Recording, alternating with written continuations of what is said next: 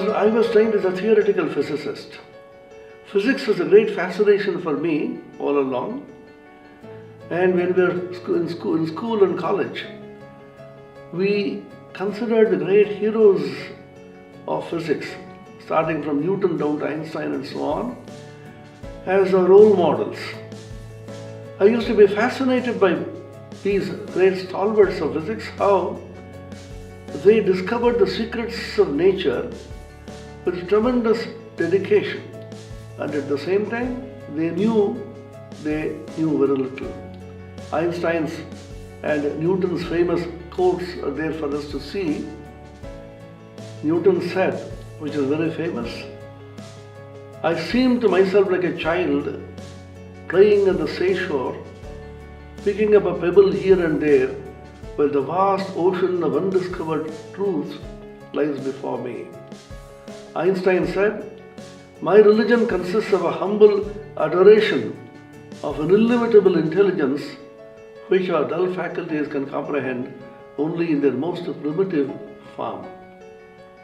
When I was studying my post-graduation in physics in Madras, now Chennai, in Tamil Nadu in India, we had a lecture by Professor Hans Bethe.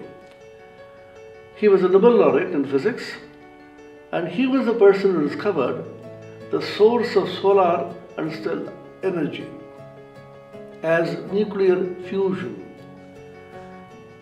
All of us know nuclear fission, how a very large nucleus breaks up into two, resulting in release of energy. It's called the nuclear energy.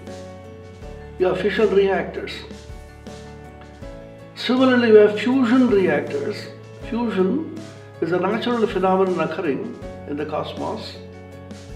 Small nucleus, a hydrogen nucleus for example, which is the tiniest, fusing together several of them to form a helium nucleus. In the process, energy is released. So this great professor gave a popular talk, and the organizers had titled it "My Life in Physics." Even now I remember his first words reverberating in my memory. He began by saying the following: "I have been asked to speak about my life in physics. I would rather modify the title a little and say, my life is physics." That makes all the difference. Whatever subject you study, if you make the subject your life, and if that transforms your character and personality and your orientation to larger reality, then that subject is worth studying. In my case, after having done so much of physics, why did you come to life of spirit, the spiritual life, which is vague, nebulous, a leap into the unknown? Then I said spontaneously, it was not in spite of physics, but it was because of physics.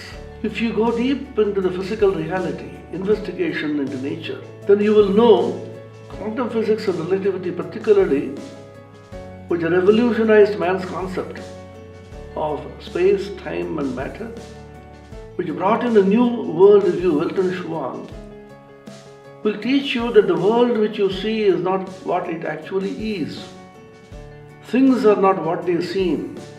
There is a deeper reality behind it, and the world which you see has a basis, which is the reality, which is the truth, which physics cannot correctly and exactly define.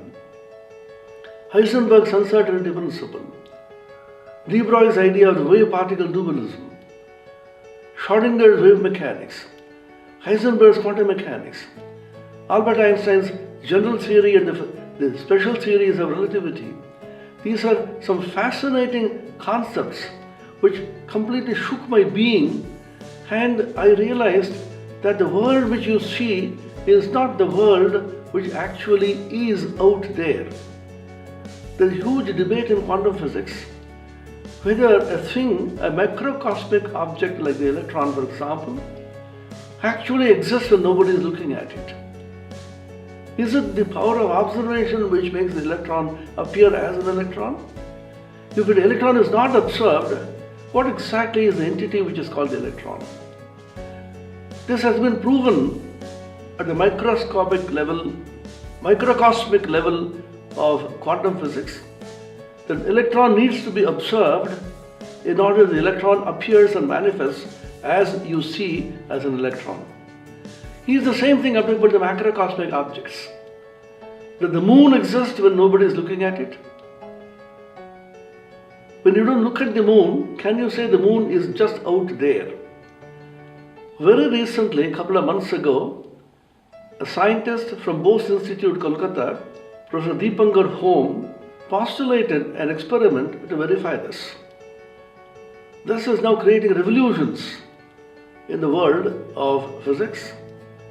If it is true that this can be extended even to macrocosmic objects, huge celestial objects of the sun and the moon, that these objects actually are not out there but come into existence, as it were, because of the observation of the consciousness. This exactly has been the idea of Vedanta long ago.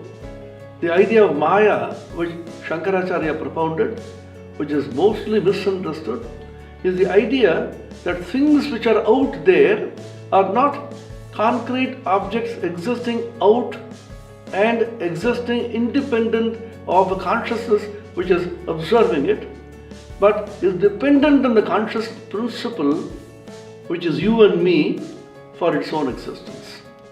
So this completely shook my being, and I wanted to go deeper into this, and I found that science and spirituality are not contradictory to each other. Not only they complement and supplement each other, they are one and the same pursuit. One is outward directed, the other is inwardly directed. And the outside and the inside is only a fiction which has been created by the mind and the body. The mind and the body don't exist, which is outside, which is inside. Science is a belief in the laws of nature. A scientist says the laws of physics and chemistry and science, which has been discovered through experiment and observation, are truths which have to be adhered to. Nature is consistent, nature is beautiful, nature is good. Satyam, Shivam, Sundaram, these are the words which are used in Vedanta. Science also says there is an aesthetic sense about nature. There is the beauty about nature which is called symmetry, which has been developed into symmetry, supersymmetry. So many ideas have come up because nature has to be symmetric and beautiful. Symmetry is beauty. Belief and faith in the laws of nature is science, and faith in the laws of that world of spirit which observes and perceives and makes matter an existence is called religion or spirituality. So we have to have faith somewhere. Faith in the nature's laws is what a scientist swears by. And faith in the laws of the spirit, which is responsible for matter to be perceived, to be seen, to exist, is spirituality. So this perception completely changed my worldview, and I wanted to pursue this deeply. Then came Ramakrishna and Vivekananda, who gave such a modern interpretation of the ancient truths and proved that these two can exist together for the welfare of humanity. Swami Vivekananda said at the end of his lectures in Jnana Yoga given in England, "Science and religion shall shake hands. Poetry and philosophy will become friends. This will be the religion of the future, and if we can work it out, it shall be for all times and for all peoples." The most fundamental question one asks, what is it that we are seeking in life? Unfortunately, we run behind so many things without asking this question and trying to answer it to ourselves, however infinitesimally and however feebly. What is it that I want in life? Our ancients, Swami Vivekananda said, were great generalizers. They were also great classifiers. There are three fundamental scientific principles on which the entire edifice of Vedanta and the ancient Indian wisdom is based. They are not only spiritual, but they are highly scientific. Science has evolved through the millennia based on these three fundamental principles. What are they? One, the classification principle. Two, the unification principle. Three, the generalization principle. All of you know from school chemistry how the periodic table of classification of elements evolved. So many elements, more than 100 elements came to be discovered, and the scientists thought there can't be a chaos in this. See how the human mind approaches nature. Nature has to be cosmos, nature has to be orderly, nature has to be uniform, nature has to be unified, and nature has to be beautiful. This is a fundamental premise which you feel from within. They cannot be chaotic. There should be an order. So classify these elements. Thanks to Mendeleev and Loser-Meyer, we have the periodic classification of elements. How the elements can be classified into certain categories according to their capacity to be able to interact with other elements. So this is also an important thing to understand. Nobody can stand in isolation. He has to interact, he has to depend, and he has to constantly react. There's action and reaction constantly going on. You can't be living in isolation, particularly in the modern context when we talk about globalization. And therefore, you necessarily have to interact with everybody. In the interaction, how the elements interact has been studied, and according to how they interact, the classification has been done. Then the scientists asked in this context, are there elements which don't interact at all? What are the consequences of completely non-interacting elements? If you don't interact at all, you're absolutely peaceful. All the problems arise because you begin to interact. Are you dull and dead? No. Nature herself has created certain elements which are absolutely and completely non-interacting. You know, they are called inert gases. Helium and so on. What is the property of an inert gas? Inert gas doesn't form compounds with any other element. The most socializing of all the elements interacting is called carbon. Carbon interacts with every other element. So much so, we had to develop a separate chemistry for carbon, which is called organic chemistry. So the more and more you interact, more and more you get involved. More and more you get involved, more and more you invite trouble. So there's a theory, don't interact at all. Run away to the forest. Once upon a time people thought, I will not interact, I'll go to the Himalayas, I'll meditate and pass away. You can't do it anymore. Because there are no Himalayas, there are no places where you can retreat to.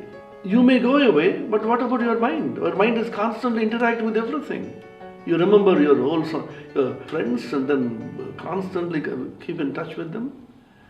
So these inert gases are gases which occupy a special place, and if you non-interactingly are completely lonely, then you enjoy a lot of peace. It is not loneliness in the sense of depression, it is aloneness which is beyond loneliness. So every element wants to attain that state. See how philosophy is inbuilt into spirituality and philosophy inbuilt into science. Fundamental periodic law, look at this law. Every element in the periodic table wants to interact with every other element in such a way as to reach the inert gas configuration which is nearest to it in the periodic table. I am quoting from the school chemistry. What is the philosophical upshot of the whole thing?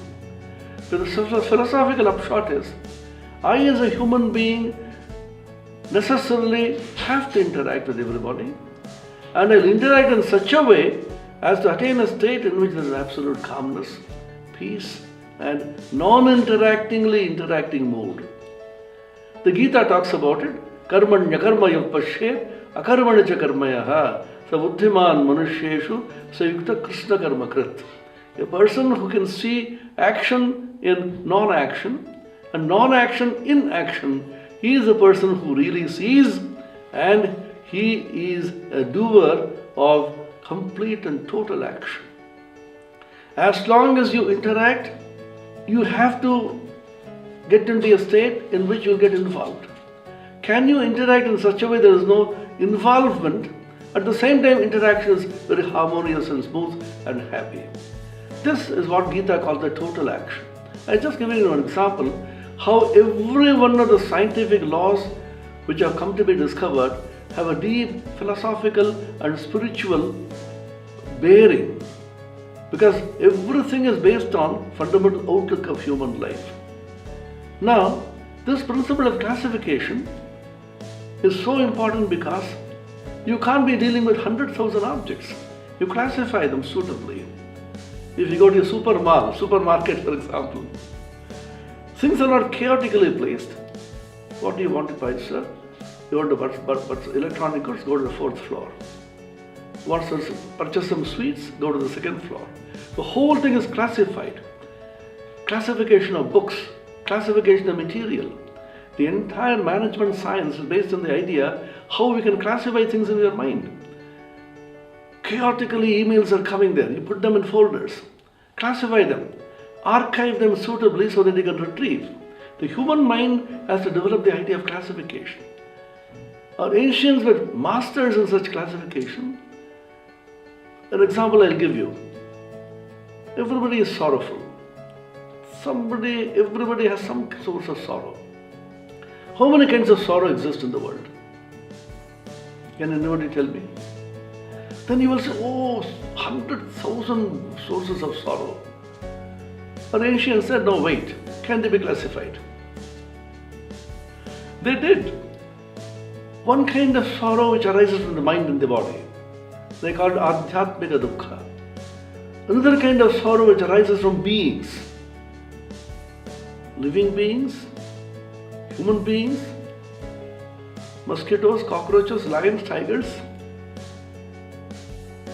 The third kind of sorrow is from the natural calamities. The second kind is Adi Bhautika Dukkha. The third is natural calamities, Adi Daivika Dukkha. From tsunami, from super cyclone, from floods. So you can't find any source of sorrow apart from these three. How they classified the whole thing. Now they also classified what is it that a human being seeks in life. Suppose I ask you, what is it that a person seeks? Can they be classified? Remarkably, they classified these aspirations of humanity. These are called aspiration. What do you aspire for? They said, of course you need money, the greatest aspiration. And the ancients were aware of this. Of course you need money for everything. For what? For fulfilling desires. The money is called artha and the desire is called kama. Artha and kama are two fundamental things which propel humanity.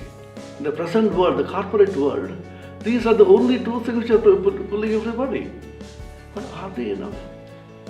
So the ancients said, apart from artha and kama, there is a principle of regulation of the acquisition of these two objects, entities. Artha and kama need to be regulated. Why? I have a desire to do something, you also have an equal desire, you have a right to it. These two clash, then I am superior in power, I am superior in muscle power, and I am superior in my position, and therefore I snub you. That can't happen. So there is a principle of regulation, the regulatory principle, which is called dharma. Dharma is not religion at all. Dharma is that regulatory principle which says society should be properly regulated by allowing every person to pursue his aspiration for artha and kama without being stifled by people who are more powerful. So what is the principle to regulate society? It is not given from outside, it has evolved from inside. However much you may give laws regulations, parliamentary bills are passed and strictures are given, nothing is really happening. Swami Vivekananda said long ago, the greatness of a country does not depend on the number of bills passed in the parliament, but on the quality of its men and women. What regulates human society is the principle of sacrifice. Even animals sacrifice for their offsprings. There is an inbuilt principle of sacrifice which ensures that everybody will have an equal opportunity to enjoy artha and kama, wealth and fulfillment of desire. If you have wealth and you have desires to enjoy, I also have equal amount of desire and wealth. So I should be allowed to enjoy. If I have less wealth and you have more wealth, you should not dominate over me. This is democracy. The whole of democracy, equity, equality, which is being talked about now, is based on the principle that everybody should have an equal opportunity, an equal right to be able to pursue his aspiration unhindered by people who are more powerful and people who are wealthier. What is the principle? Sacrifice. The entire nature is based on the principle of sacrifice. In fact, the nuclear fusion I was talking about could be thought of as a kind of sacrifice of the hydrogen nuclei to form the helium nucleus. Hydrogen, as it were, surrendered its identity as hydrogen to become the helium so that energy may be emanated. You can think of it that way. Every moment we are continuously sacrificing. I am sacrificing my carbon dioxide, which is being absorbed by a plant which is there, and that plant is giving in exchange oxygen so that I may breathe. This is called ecological balancing in nature. Nature is so beautifully ecologically balanced. Continuously there is a sacrifice which is going on. This sacrifice is called yajna in Sanskrit, in Vedanta. Yajna is that principle by which you are constantly sacrificing your little individuality for the collective good. There is a hymn in the Vedas called the Purusha Suktam.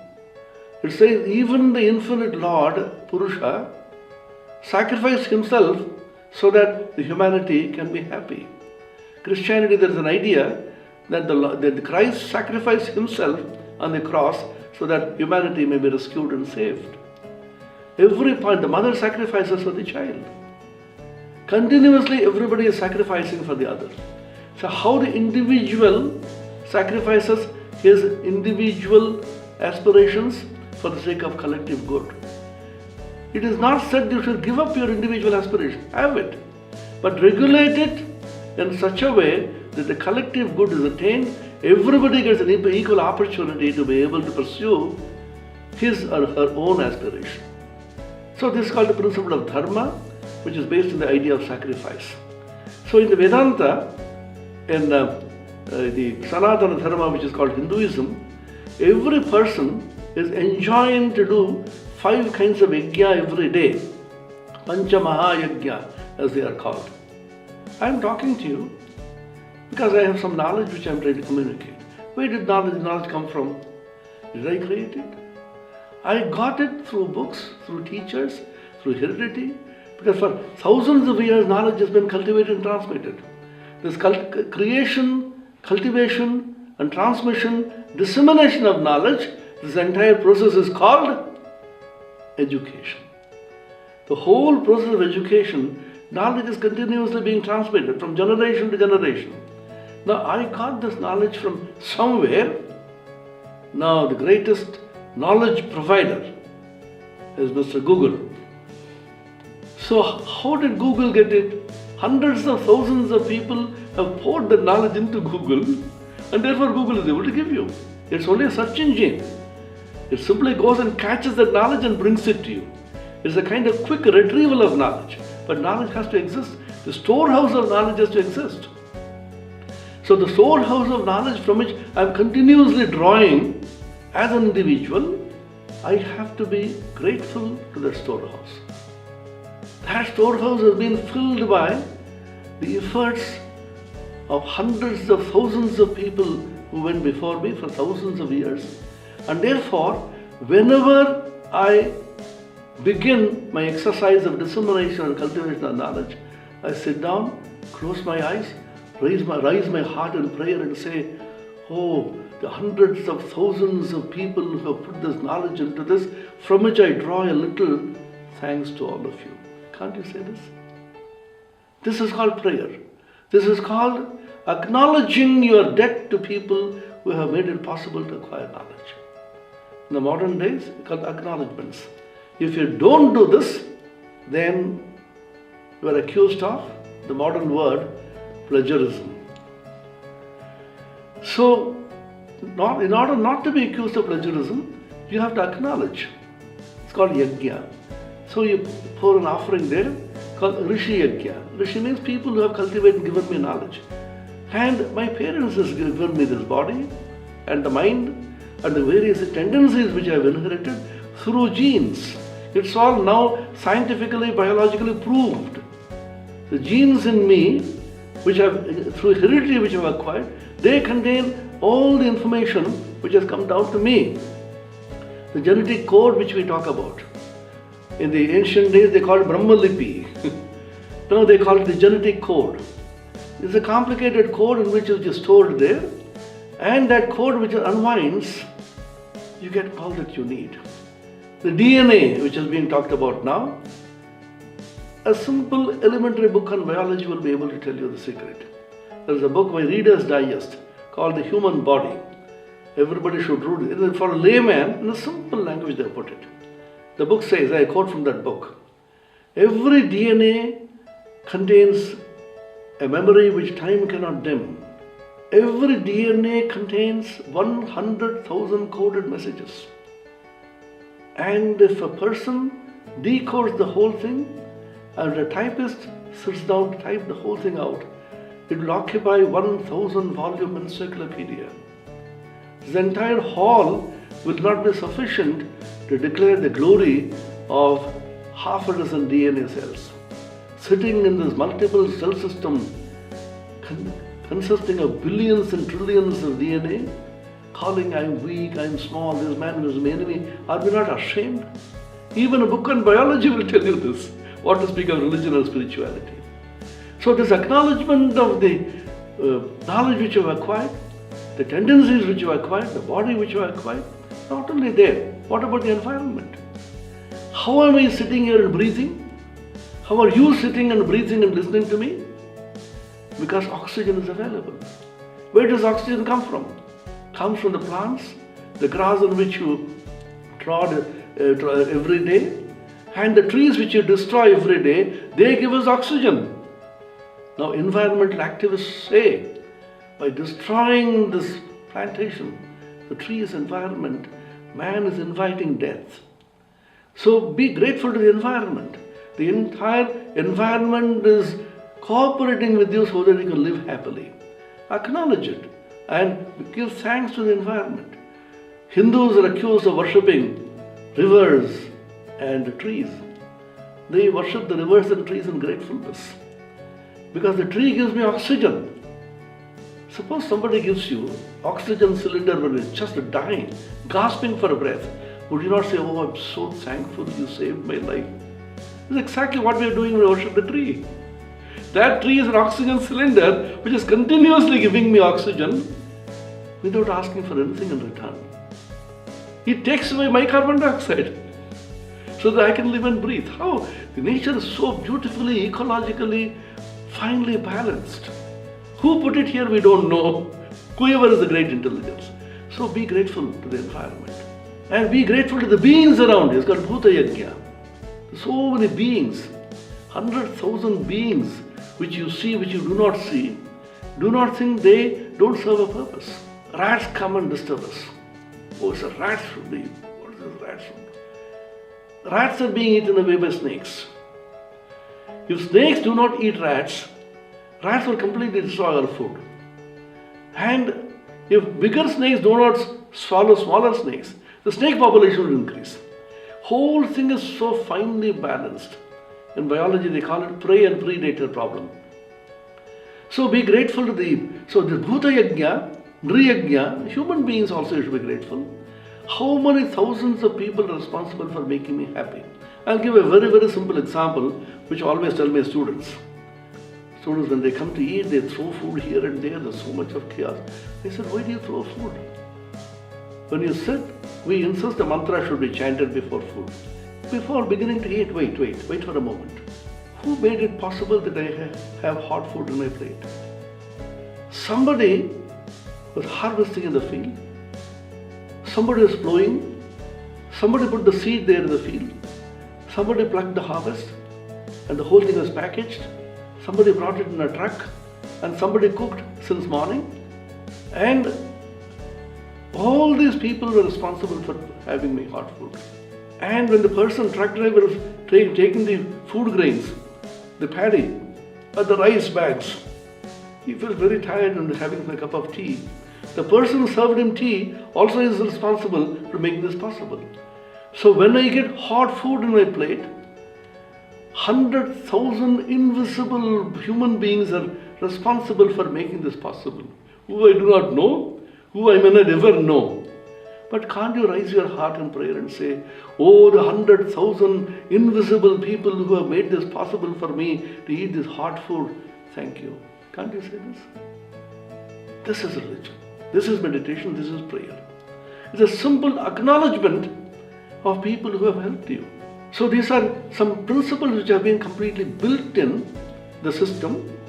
So we have this idea of dharma which is regulating the entire artha and kama, aspiration, desire, and the wealth by which you can enjoy this. This should be regulated.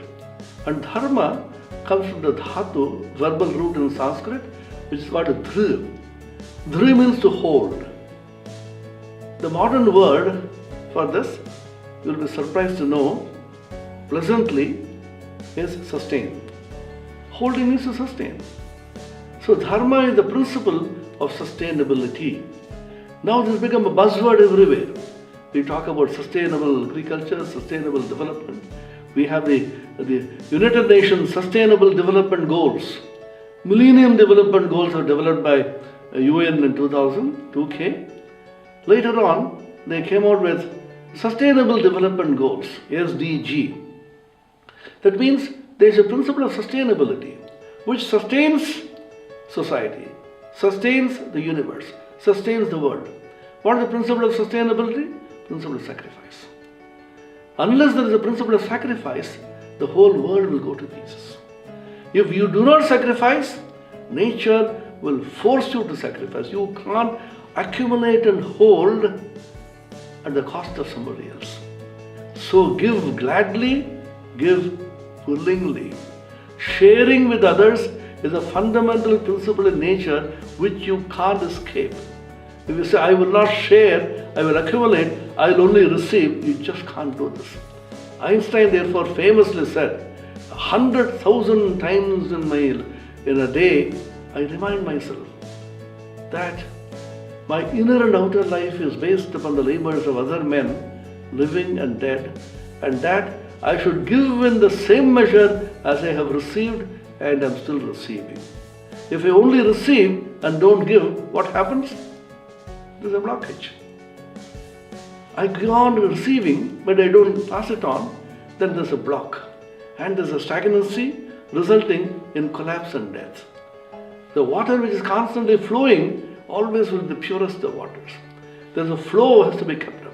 This is called a cycle. Cycle has to be kept up.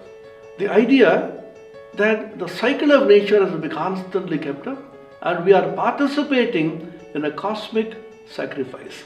The idea of participation in a cosmic sacrifice, willingly, voluntarily, and joyfully and happily, is fulfillment to life. So dharma, regulating artha kama, and then after some time you feel, I've had enough of all this. You're in the corporate sector. How many friends have come with frustration to me? I'm tired of this corporate sector.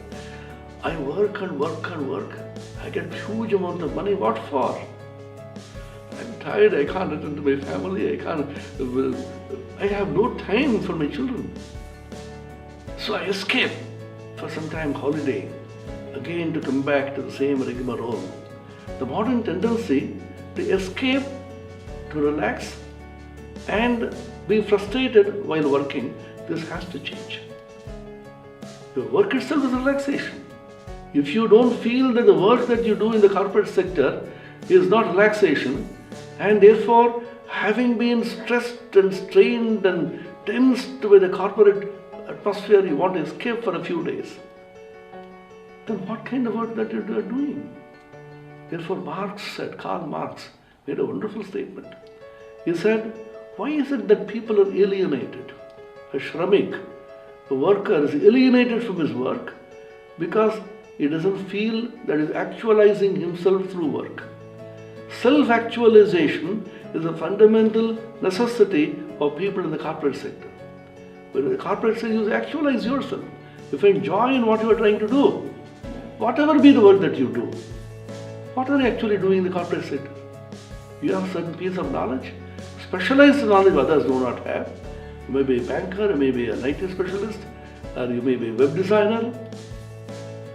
You are giving the specialized knowledge to people who need it.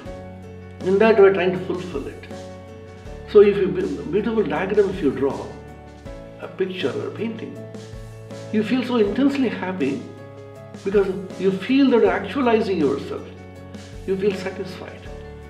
If only money is the only concern, people will not be going for mountaineering, wasting so much money. They will not pursue rock climbing, wasting so much of money and risking their lives. Why are people going to the Everest and rock climbing? Because there's a deep urge in the human being to conquer, do something which is very special, which does not come through money alone. I always tease my friends who are in the corporate sector running behind money. They say that spirituality and all that is not the right thing, materialism, you need money.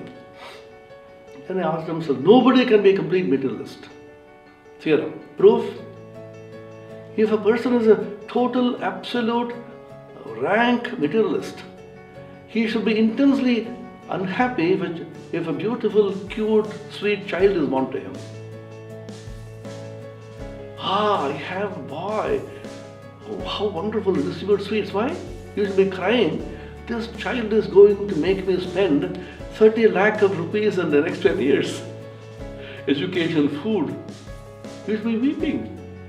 But it's going to be extremely expensive. But how is it you feel happy that you're going to spend so much money? Because the deep urge in the human being that you have created something, creativity. At the lower level, it is the creativity of a child. At the higher level, it is the creativity of an artist, a poem which you write, or the novel which you create. At the highest level, the creativity in which you realize the supreme reality called God or the Spirit. At every point, the human soul has to express itself through creative means. A person who cannot follow his creative urges will always live a dull life. So this idea that after dharma, artha and kama, you have to pursue something which is still higher. Beyond this, it's called moksha, which is not running away, but which is inclusive of dharma, artha and kama. So this brings in the idea of I talked about classification principle. The second, the unification principle. This is fundamental to science and spirituality. You are never satisfied with the many. So many things are given. What is the common thread between all this? Can you have a common thread by which this can be explained? I'll give a very simple example, which all of us will understand. When the credit card area came in several decades ago when we were in the college students, so how is one credit, a small card is there and then swipe and everything is good and you pay it. Then I have account of so many banks, what do I do? The United Bank will give a credit card, the State Bank of India will give a credit card, so many banks give a credit card. People used to carry a bunch of credit cards. Now somebody said, why do you need so many? Can you not have one MasterCard which can work in all the banks? I said, yeah, that is possible. You carry one, but when you go abroad, what do? Can you not have one international master credit card? It's our reality now. See how unification comes in. Don't be satisfied with the many, how the many can be seen as manifestation of one single substance. This leads to generalization. In the Upanishad they ask, how many pieces of knowledge can you acquire? There's no end. How many branches of knowledge are there? And can you get knowledge of everything so easily? No.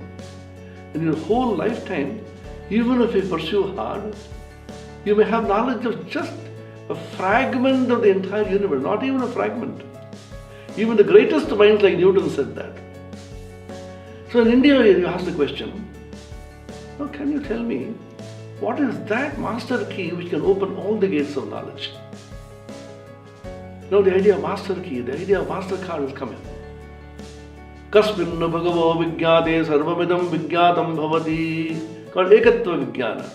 Sir, what is that by knowing which everything can be known? This question has been asked in science, in physics. Albert Einstein asked the question, is it possible to have a unified field theory? This is the holy grail which Einstein was chasing unsuccessfully towards the end of his life, and he died a sad man, saying that somehow mankind has to find out the unified field theory by which all the forces of nature can be unified. Now we have made a lot of progress since then. Professor Abdul Salam, the famous Pakistani Nobel laureate, unified the three forces of nature, the strong, the weak and the electromagnetic. But gravitation is still eluding us. So they brought out what is called the superstring theory. It went on for several decades, but people found that it's not working. By which gravitation, on the one hand for the macrocosmic bodies, and for the microcosmic bodies, the strong, weak and electromagnetic forces, they can be integrated and unified. Why I mention this? Because human mind constantly is going towards unification. I am not satisfied with so many things. I want one by which these can be thought of as various manifestations. This leads us to the generalization theory. Whole of science has progressed through the principle of generalization. Swami Vivekananda spoke about this. In religion and spirituality, it is the same thing. A particular has to be referred to the general to the more general to the most general of the universal. Swami Vivekananda gave the example of Newton seeing an apple fall. When apple fell, Newton did not think it an isolated phenomenon, but referred it to a more general phenomenon of all the apples falling. He referred it to still more generalization of not only apples falling, stones falling and everything falling. Then he referred it to the most general and discovered the universal law of gravitation. See how the human mind is progressing from general to the more general to the most general to the universal. And then he said, falling of an apple is only a particular instance of the most general principle of gravitation. So once you discover that, then you get a complete grip over the whole spectrum of knowledge. Don't isolatedly treat phenomena. This is the idea of inclusion. Now we talk about inclusive society. Inclusion word is everywhere now. Even disabled people. Once upon a time we had schools for special children, disabled children, but no more. They say, why do you isolate them? Bring them into the normal school and include them. They used to be called handicapped. Then we said, no, it's not a good word. Why should you call them handicapped? They said disabled. Oh, that also sounds not good. Differently abled. Now they're using the word challenged. They have been challenged by nature because they lack a particular faculty which everybody else has. But they can overcome this challenge. Visually challenged, hearing challenged, mentally challenged. See how the words also come in as the knowledge progresses. Human mind is never satisfied unless everybody is included. Exclusion is against the grain of human consciousness. If you exclude somebody, immediately you feel instinctively unhappy because against the law of nature. Nature doesn't exclude anybody, everything is included. And there is no contradiction in nature. How does exclusion come in? You have a nature which is different from mine. You have same nature, you have the same nature. 100 people having the same nature. 101st person not having the same nature is excluded because his nature contradicts the general tendency of the 100 people. Now, is there contradiction in nature at all? So these are questions which we keep probing deeply. Is there contradiction at all in nature? As I gave the example, human beings breathe in oxygen and exhale carbon dioxide. A plant there, a tree out there, takes in the carbon dioxide and gives out oxygen. Oxygen and carbon dioxide have contradictory natures. But human being plus plant system, there is no contradiction. Individually, if you look at it in an isolationist point of view, human being and plant separately, there is contradiction. But include them as a system. This is called in management science these days a systems approach. The entire philosophy of the computer science and networking came from the idea of systems. The simplest example you can think of the human body, which you rarely think of this. I always think of this example. When I am talking to you, my tongue is moving at such rapid pace within the mouth. What kind of environment it has got? Surrounded by harsh teeth. Such a hostile environment to move in. But the tongue and the teeth cooperate so beautifully that I am able to speak to you. Now, by some mistake, sometimes it happens to us. His tongue is bitten by the teeth and you feel pain. Who are you going to punish? Knock off the teeth? Or blame the tongue? You smile and say, oh, I had it. Why? Because I am the teeth, I am the tongue, and therefore there is no contradiction. The moment you say the tongue and the teeth are separate, and therefore this fellow is trying to bite that, there is quarrel, animosity, coercion. The moment you realize the tongue plus teeth together form a system which is the human mouth, there is no contradiction there. So inclusion means that you enlarge your system, I have a family, my children, my wife, enlarge it. I have a society, enlarge it. I have a village, I have a district, I have a nation, the entire nation is one. And not only human beings. What about cats and rats and animals? What about the vegetation? The entire universe forms one complete, holistic, non-contradictory system.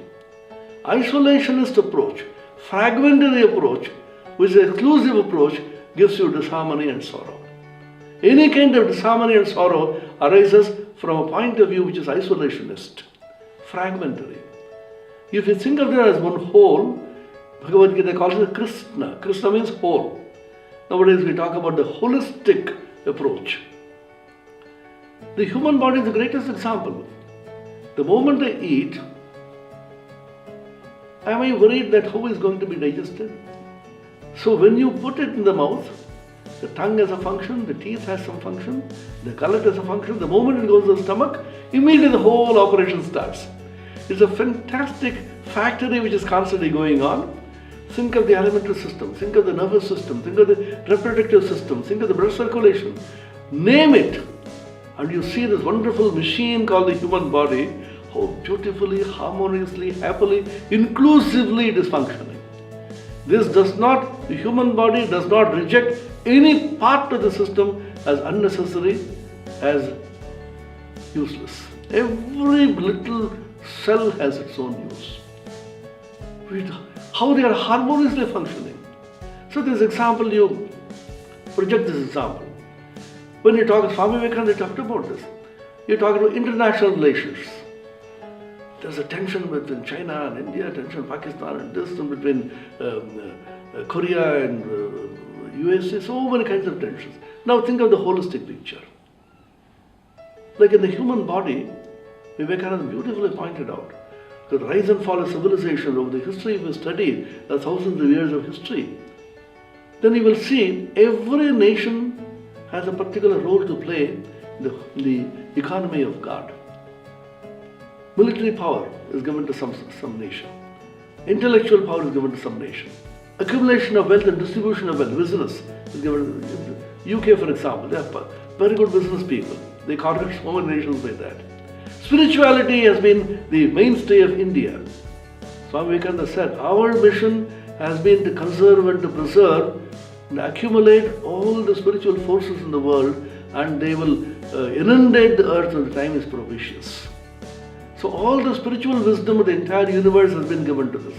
Just like brain is given a particular function which stomach is not given. Which is superior, the brain or the stomach? You will say brain is superior. When you have stomachache, you will know. Nothing is superior or inferior.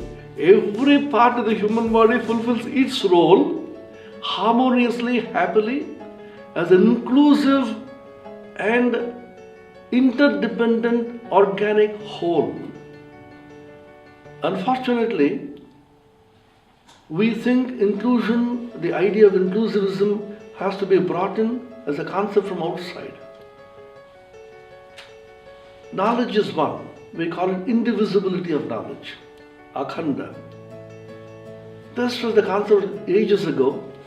Even now, if you do good research, whether it is science or humanities or literature, you get a PhD, doctor in philosophy. It may be science, it may be physics or chemistry, but you get a PhD. So knowledge is one, and we compartmentalize knowledge into physics and chemistry and mathematics. And so many branches of knowledge, specialization, over-specialization, super-specialization, till we have hundreds of thousands of branches staring at us, and then we want to include them. Then we say, let us have interdisciplinary approach. Who asked you to divide knowledge, make them into compartments, make them into parts, fragments, and then say, come on, let us integrate. See, integration is not being done based on differentiation. Integration is the most natural thing. We just have to perceive that the entire universe is one whole. The wholeness of nature, the completeness of nature, gives you the idea of nothing can be rejected and excluded. Everything has a purpose. In school, we had a small poem, which is a conversation or dialogue between a mountain and a squirrel. The mountain is very proud. It tells the squirrel, oh, you little fellow, how big I am. I can carry so many forests. What can you do? The squirrel gently answers, all is well and wisely put. Talents differ. If I cannot carry forests on my back, neither can you crack a nut. The Panchatantra, the famous story of a lion picking up friendship with a small mouse. The lion got caught in a net. It was so powerful, roaring and roaring, it couldn't escape. The mouse ran there, the little fellow, went near the net with the small teeth. It went on breaking the net till the net broke a little and the lion crushed out. So that little mouse has a particular role to play in this universe, but the lion can't play. So never feel depressed, never feel unhappy that you have no talent the other man has. Don't compare. The whole of the corporate world is based on the principle of competition, aggression, imitation. Don't imitate. You be what you are. And competition leads to aggressiveness, aggressiveness leads to acrimony, and ultimately unhappiness. Just be what you are and play your role in the world. And when we were children, we asked our teachers to, when we passed out of school, I asked our teacher, please write down something which you can remember in life. One of the English teachers wrote a beautiful line which over the 60 years ago, which I remember even now. Express yourself freely, whatever talents you have. The woods would be silent if no bird sings except those who sing best. The crow has a play, the cuckoo has a play, everybody is rejoicing. So the animal world, the bird world, they are not unhappy. They express themselves so freely and happily. Why should human being have inhibitions, competitions and quarrels and imitative tendency? You are unique. You are a unique human being which is ushered into this world, and there is nobody like you. The only ideal that you seek is your own self. Swami Vivekananda said, I pursued and sought an ideal all my life until I discovered I am my own ideal. Nobody can be your ideal, nobody can be a role model except your own self and what you actually are. Actualize it and you get it.